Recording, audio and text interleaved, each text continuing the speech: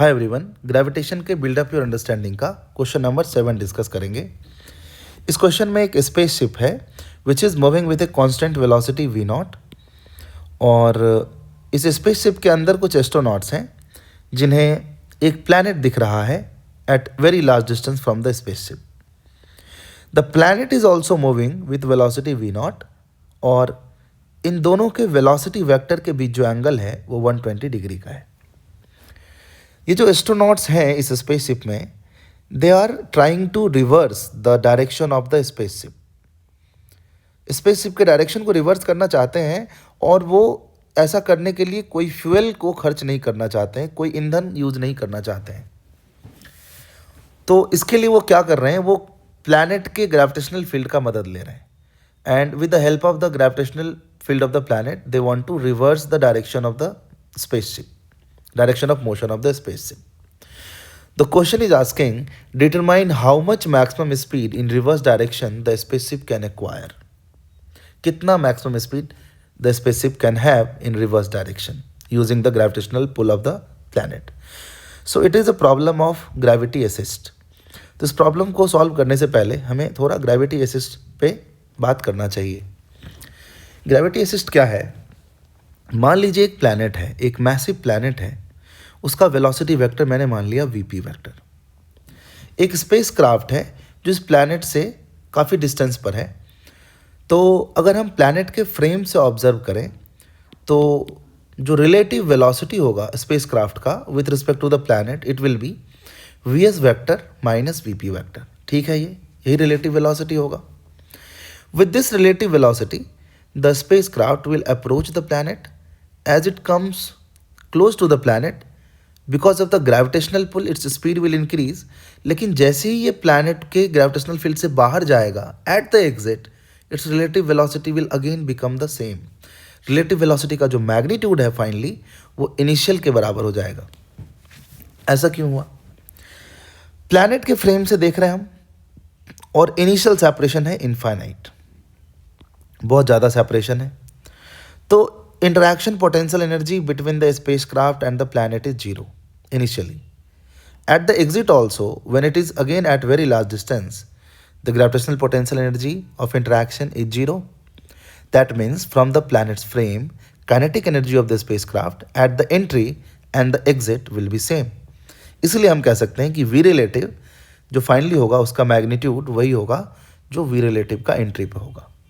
लेकिन ध्यान रखिए ये वी रिलेटिव है, जो actual speed of the spacecraft होगा वो क्या होगा? Final speed of the spacecraft, final velocity of the spacecraft will be V relative vector plus velocity of the planet. अच्छा, इस ग्रेविटी असिस्ट में क्या हुआ, जो स्पेसक्राफ्ट है उसका वेलोसिटी थोड़ा इंक्रीज हो गया या डिक्रीज हो गया, चेंज हो गया, यानी इसका मोमेंटम चेंज हुआ। और जो प्लैनेट है, ऑब्वियसली प्लैनेट से ही मोमेंटम ट्रांसफर हुआ, लेकिन क्योंकि प्लैनेट जो है हमारा वो इतना मैसिव है कि हम slight change in the speed of the planet को इग्नोर कर सकते हैं, and we can assume that planet's velocity remains the same, that is V P vector. तो इस ग्रेविटी असिस्ट में हम एक चीज़ मान लेते हैं कि प्लैनेट का वेलोसिटी वेक्टर सेम रहा, चेंज नहीं हुआ। तो चेंज क्या हुआ? इसका भी तो रिलेटिव स्पीड चेंज नहीं हुआ, चेंज इसका डायरेक्शन हुआ। जब ये यहाँ से स्विंग एक्सपीरियंस करने के बाद, डिफ्लेक्ट होने के बाद इधर आया, तो आप देखिए कि वेलोसिटी वेक्टर जो है, रिलेटिव वेलोसिटी वेक्टर, उसका डायरेक्शन चेंज हो गया, यानी वेलोसिटी वेक्टर रोटेट हो गया। तो ये कितना एंगल पे रोटेट करेगा, दैट विल डिसाइड कि ये resultant velocity, that is net velocity of the spacecraft at the exit क्या होगा। आप ये वीपी वेक्टर को चेंज नहीं कर सकते, आप वी रिलेटिव वेक्टर के मैग्नीट्यूड को चेंज नहीं कर सकते, बट जो एस्ट्रोनॉट्स हैं वो स्पेसशिप के डायरेक्शन को सही से स्टीयर करके इसके एग्जिट एंगल को कंट्रोल कर सकते हैं, यानी कि फाइनली जो वी रिलेटिव होगा वो किस डायरेक्शन में पॉइंट करेगा ये कंट्रोल कर सकते हैं, जिससे वी रिलेटिव और वीपी का जो रिजल्टेंट होगा उसको कंट्रोल किया जा सकता है। अब कितना एंगल से ये डिफ्लेक्ट होगा, this depends on many things, like impact parameter कितना है। ज़्यादा इम्पैक्ट पैरामीटर अगर होगा तो बहुत दूर से पास करेगा वो स्पेसक्राफ्ट, तो कम डिफ्लेक्ट होगा। कम इम्पैक्ट पैरामीटर होगा तो वो ज़्यादा डिफ्लेक्ट होगा। ऐसा भी हो सकता है कि वो प्लैनेट को हिट कर जाए, तो this is what the astronauts have to take care of, ठीक है।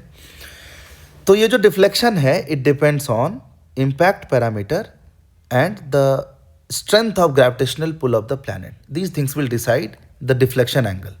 हमें ये पता है कि वी रिलेटिव इनिशियल और फाइनल का जो मैग्नीट्यूड होगा वो सेम होगा, direction you can control to some extent. तो वी रिलेटिव का डायरेक्शन कंट्रोल करके आप इस वी एस वैक्टर को कंट्रोल कर सकते हैं, ठीक है। नाउ अब हम अपने सवाल पे आते हैं। हमारे क्वेश्चन में प्लैनेट का वेलोसिटी दिया हुआ है, स्पेसशिप का वेलोसिटी दिया हुआ है। तो सबसे पहले हम क्या निकालेंगे, हम निकालेंगे प्लैनेट के फ्रेम से इस स्पेसशिप का रिलेटिव स्पीड, रिलेटिव वेलोसिटी। हमें यह पता है कि relative velocity at the exit will remain the same, relative velocity का मैग्नीट्यूड सेम रहेगा। तो हमें बस ये ध्यान रखना है कि at the exit the relative velocity should point in such a direction कि उसका vector sum with the velocity of the planet horizontal, that is reverse direction में इधर पॉइंट करने लग जाए। That will be the maximum achievable speed in reverse direction. तो इसके लिए सबसे पहले हमें प्लैनेट के फ्रेम में बैठकर relative speed of the spaceship लिखना पड़ेगा। तो जैसा कि दिया हुआ है क्वेश्चन में कि प्लैनेट का जो वेलोसिटी वेक्टर है वो स्पेसशिप के वेलोसिटी के साथ 120 डिग्री एंगल बना रहा है। तो ये जो वेलोसिटी वेक्टर है v0 और प्लैनेट और स्पेसशिप का जो वेलोसिटी है ये 120 डिग्री पर है। तो प्लैनेट के फ्रेम में जो वेलोसिटी होगा वो क्या होगा, पहले मैंने ये वेक्टर बना दिया v0 स्पेसशिप का, प्लैनेट का वेलोसिटी इधर है 120 डिग्री पर। तो अगर मुझे v रिलेटिव निकालना है तो v relative vector is velocity of the spaceship minus velocity of the planet. Planet का वेलोसिटी इधर है, माइनस करना है यानी उसके रिवर्स को ऐड कर दिया इसमें।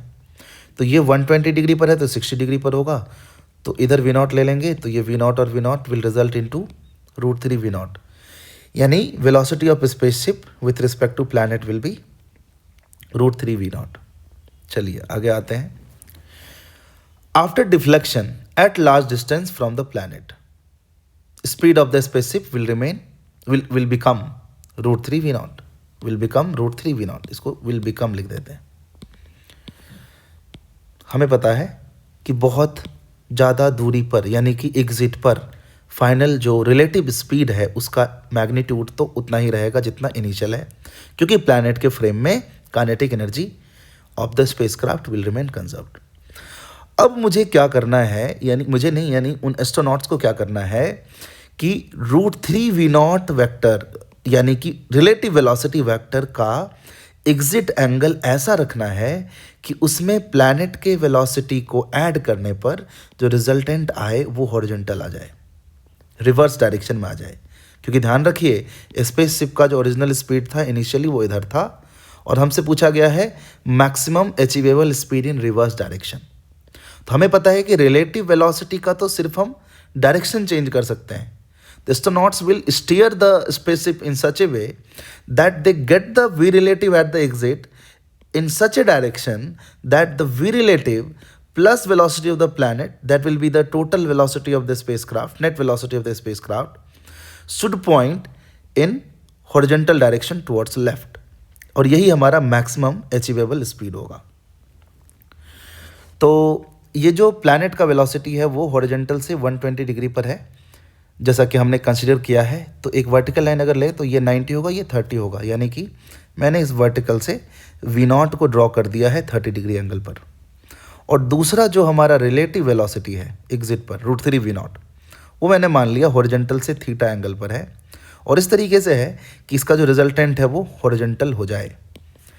तो अगर रिजल्टेंट हॉरिजॉन्टल होना है यानी vertical component of this v0 that is velocity of the planet and ये v रिलेटिव कैंसिल हो जाना चाहिए।